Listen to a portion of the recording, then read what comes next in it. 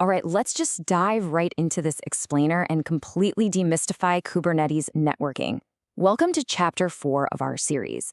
Networking is honestly where so many developers just get stuck when they first start learning cluster architecture. We're talking everything from pod-to-pod communication to actually exposing your app to the internet. But don't worry, by the end of this, we're going to transform what usually feels like a frustrating roadblock into a totally logical, easy-to-understand system. So let's get into it. Here is our quick agenda for today. We'll start with the ephemeral pod problem, then move into services, which are our stable network identities. Third, we'll look at exposing apps externally, followed by advanced routing with ingress. And finally, we'll wrap the whole thing up with service discovery in CoreDNS. Let's keep moving. All right, Section 1, the ephemeral pod problem, or as the subtitle says, the chaos of dynamic IP addresses. This is the friction point pretty much everyone hits first. To really grasp the solution here, we first have to fully understand the problem. Think about this. What actually happens when a pod dies? Well, if you're using a deployment to run your app, pods are created and destroyed dynamically to match the desired state of your cluster. They scale up when traffic spikes, right? And they get terminated when nodes fail or just need routine maintenance. And here is the real kicker. Pod IPs are completely ephemeral. Every single time a new pod is scheduled, the network plugin hands it a brand new, totally unique IP address. It's kind of like your friend changing their phone number every single time they wake up. So if your front-end application is trying to talk to a back-end database and you've hard-coded the IP addresses, yeah, that is an instant recipe for failure. The literal second that back-end pod restarts, boom, your connection is completely dead. The official Kubernetes documentation actually sums this up perfectly. They state that the set of pods running in one moment in time could be different from the set of pods running that application a moment later. I mean, that brilliantly illustrates why the old-school way of networking just falls apart in the cloud-native world. We absolutely need a smarter way for our front ends to find the right back-end IP without having to constantly rewrite config files. Which brings us to Section 2, Services, our stable network identities. This right here is the ultimate solution to our problem. Enter the Kubernetes service. This is the absolute hero of our networking story. A service is basically an API object that gives you a stable network identity. You can think of it like a really reliable front door. It literally doesn't matter how much chaos is happening behind that door, pods spinning up, crashing, scaling down, whatever. The service holds on to a single static IP address.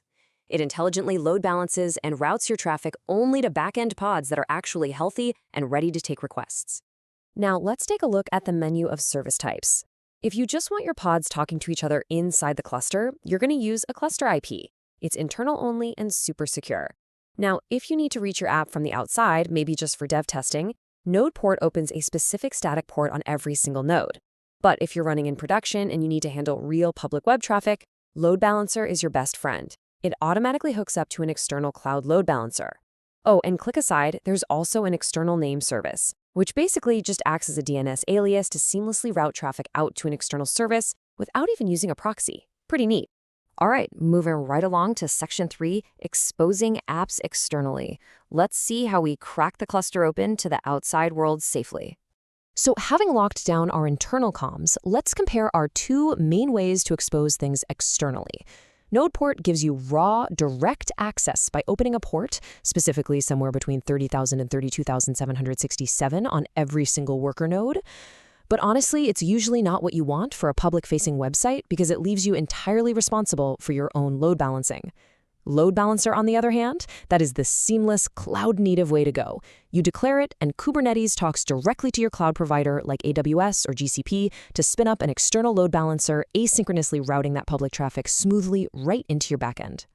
Let's actually trace the physical path a user's request takes. Notice how the connections build on each other. Step 1, the user hits the external load balancer. Step 2, your cloud provider routes that traffic to a node port on one of your worker nodes. Step 3, the internal service takes over, handing the request off to a little component called kube-proxy. And finally, Step 4, that traffic lands exactly where it needs to be on your specific target pod. Now, you might be wondering, what exactly is this kube-proxy thing? Well, behind the scenes, kube-proxy is this tireless little traffic director that lives on every single node in your cluster. But here's the catch. It doesn't actually proxy traffic in the traditional sense. Instead, it maintains network rules by talking directly to the host operating system's packet filtering layer, using tools like iptables or IPVS. Basically, it allows the Linux kernel itself to route those packets at lightning speed. And if no other filtering is available, it'll just forward the traffic itself. Okay, Section 4, Advanced Routing with Ingress. It's time to meet the smart traffic cop. So, services operate at layer 4. That's just IPs and ports. But what happens when you need something a bit smarter? Like, what if you need to route traffic based on a specific HTTP path or a hostname? That is exactly where Ingress comes in.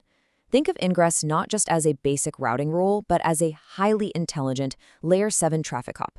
It actually understands web concepts, things like URIs, hostnames, and even SSL certificates. So instead of provisioning a brand new, expensive cloud load balancer for every single app, Ingress lets you handle multiple apps through just one. And this is a massive deal for keeping your cloud bill under control. Let's look at a simple fan-out. You can route traffic from one single external IP, sending requests for /app1 to one internal service and /app2 to another. Or you can use name-based virtual hosting. This supports routing entirely different domains, like first.bar.com and second.bar.com, into the exact same cluster IP address. The Ingress controller instantly knows which internal service should get the request based on the HTTP headers. It is literally a game changer for efficiency. All right, on to our final piece. Section 5, Service Discovery and CoreDNS, the engine powering the map. We really need to peel back the curtain here. How do these services dynamically find each other without us hard-coding anything? The secret sauce is CoreDNS. Kubernetes automatically handles the DNS configuration for you.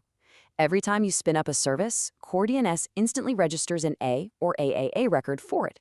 So if your front end needs the back end, your code literally just makes a web request to http/backend service, and CoreDNS resolves it to the stable cluster IP instantly. Oh, and here's a really cool trick. If you use a headless service by setting the cluster IP to none, Kubernetes totally skips the proxy. DNS will just return the raw individual IPs of all the underlying pods. That is absolutely perfect for things like distributed databases that need to talk peer-to-peer. But hey, with great networking power comes great responsibility, right? As highlighted by official NSA and CISA hardening guidance, once you start opening up these networking pathways, especially using NodePorts and Ingress, securing them from unauthorized lateral movement is absolutely critical. Because by default, any pod can talk to any other pod in a Kubernetes cluster. No restrictions. If an attacker compromises just one container, that open access becomes a massive security risk. So that leaves us with a big question. Now that you understand how traffic flows through services and Ingress, how will you lock down your pods using network policies? You've got the foundational knowledge now. You know how pod IPs churn, how services stabilize them, and how Ingress acts as the smart traffic cop. But what are you going to do to protect them? I highly encourage you to explore Kubernetes network policies next. They're basically your internal firewalls, ensuring your cluster isn't just beautifully accessible, but totally locked down and secure. Thanks so much for joining me for this explainer, and keep building.